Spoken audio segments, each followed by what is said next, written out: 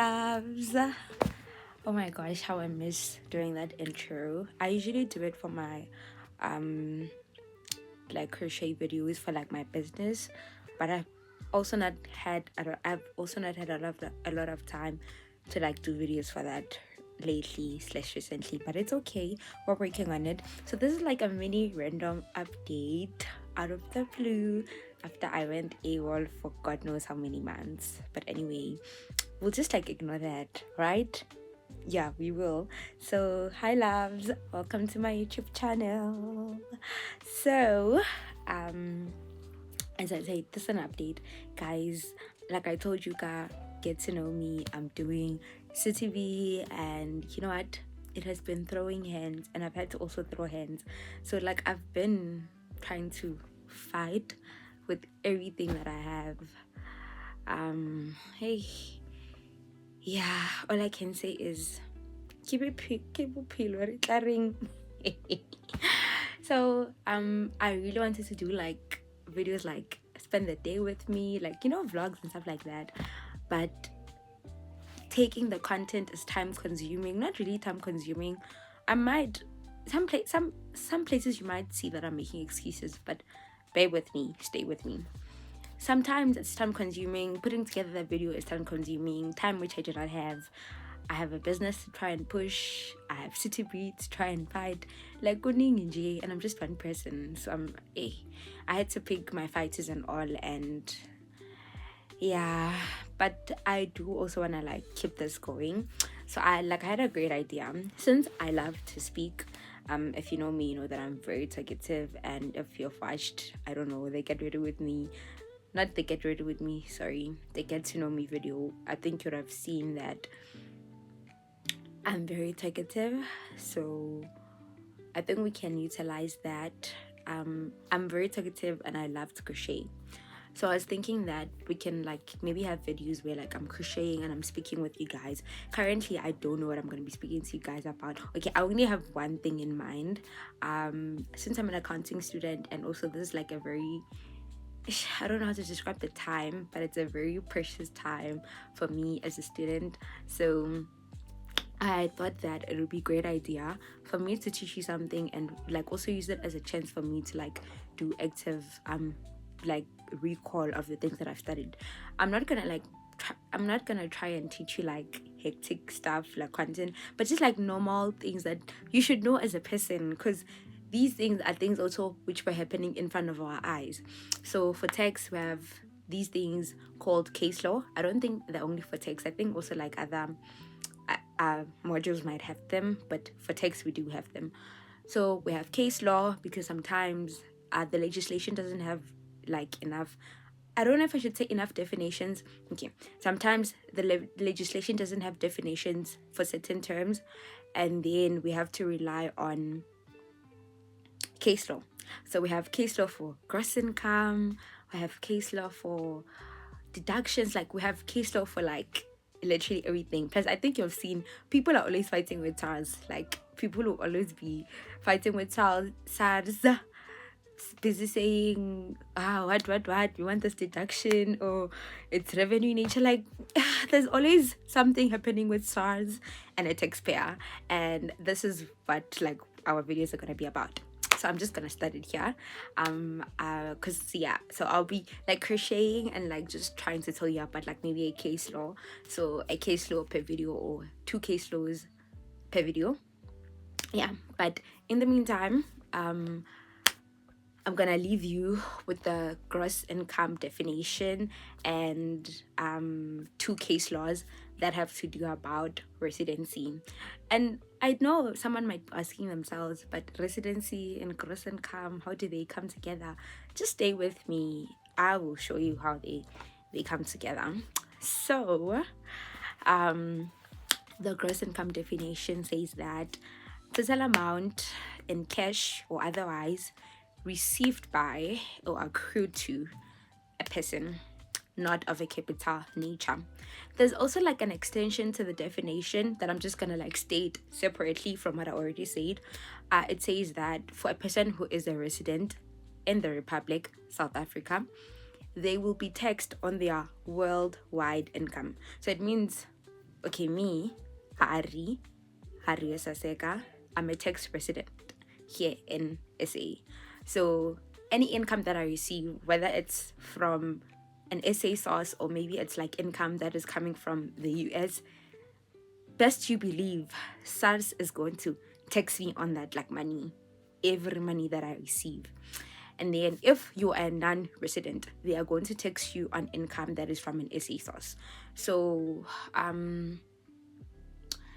don't have a very good idea for this currently, because also like there are also like some exemptions to some things, because SARS also does this thing of like having many benefits for non-residents so that they continue to like interact with us as like South Africa. So when I get, okay, I do have an example, but it's okay, let me just give you this example.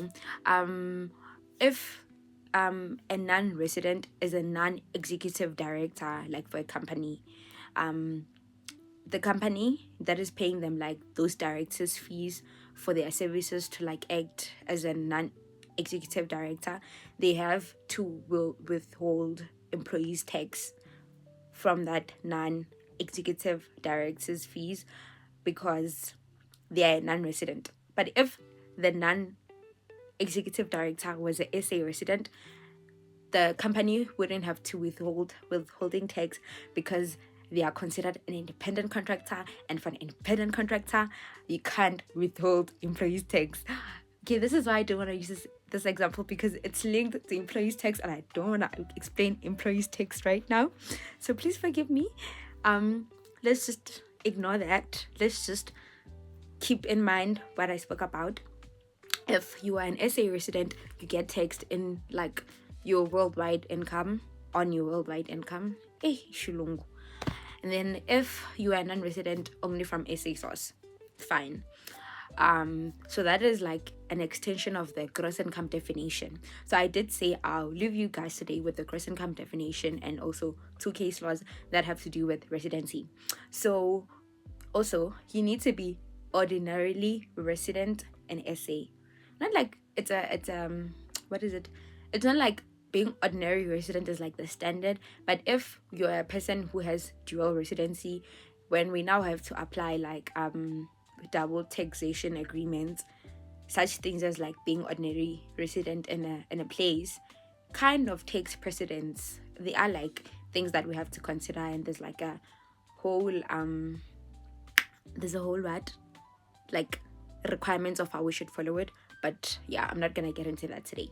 So let me start with the first case. I tend to mix the names for these 2 cases, so I'm just gonna say taxpayer 1 and taxpayer 2. Okay, there's the Cohen case and there's the Cattell or Kutel case, however you want to pronounce it.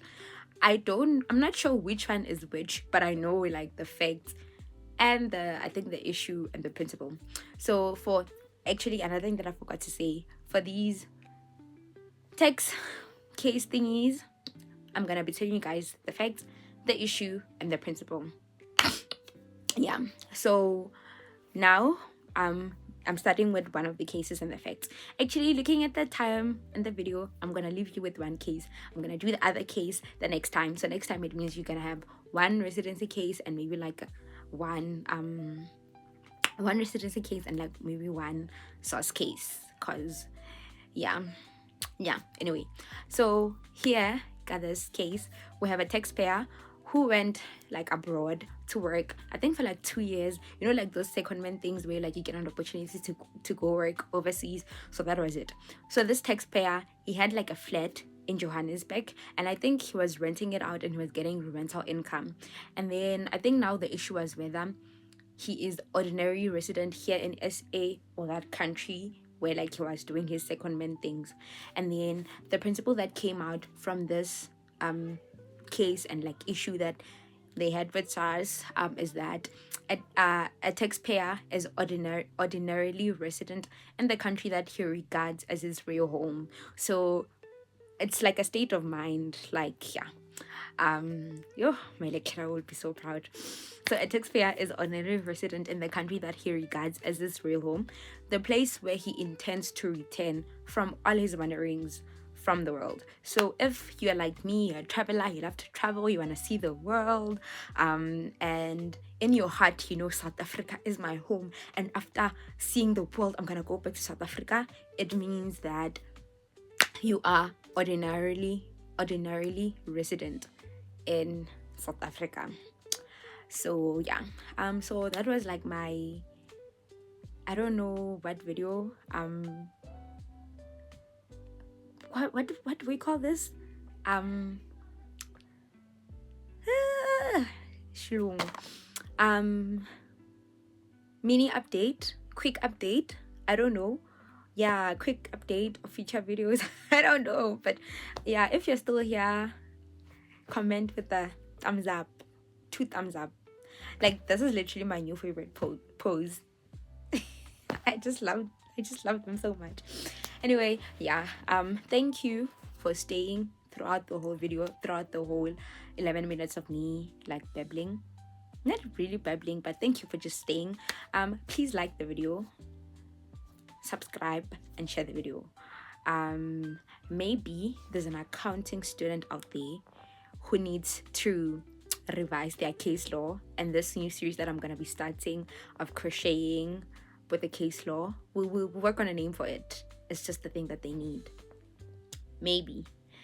Yeah, I'm gonna leave it here. I need to go cook. I just came back from the library and I just decided, let me just do like a quick, this is where we're at, like this is the truth. Where have I been? I haven't really told you. I think I low-key told you where I've been.